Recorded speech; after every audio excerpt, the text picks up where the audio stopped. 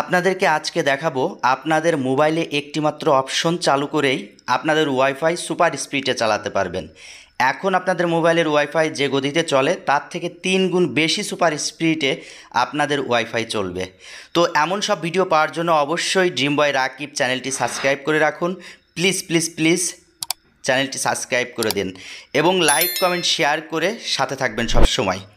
তো আর বেশি কথা বাড়াবো না, চলুন দেখা যাক কিভাবে আপনারা আপনাদের ওয়াইফাইয়ের স্পিড বাড়াবেন আপনাদের মোবাইলের একটি মাত্র অপশন চালু করে।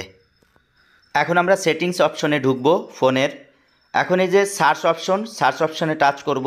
এখন আমরা এখানে একটা সার্চ করব বিল্ড লিখে, BUILD build number, NUMBER number, build number দিয়ে আমরা সার্চ করব।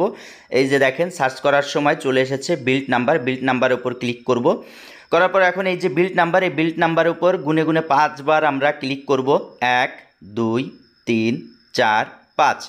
এখন আমরা ব্যাকে আসব, আবার সেই সার্চ অপশনে আমরা আসব। এই যে 5 বার আমরা ক্লিক করার কারণে আমাদের ডেভেলপার নামে একটি অপশন আমাদের ফোনে চালু হয়েছে।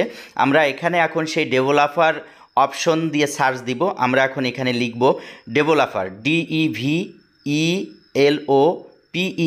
DEVELOPER ডেভেলপার লিখলে এখানে চলে আসবে নিচেই ডেভেলপার অপশনে আমরা ক্লিক করব।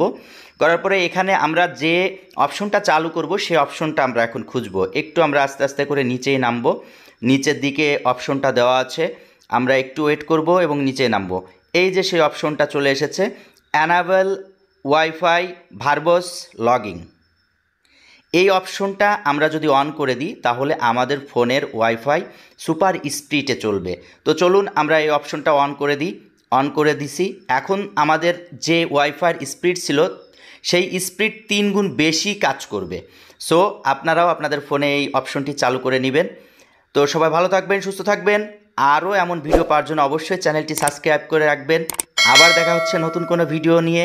ধন্যবাদ সকলকে। আল্লাহ হাফেজ।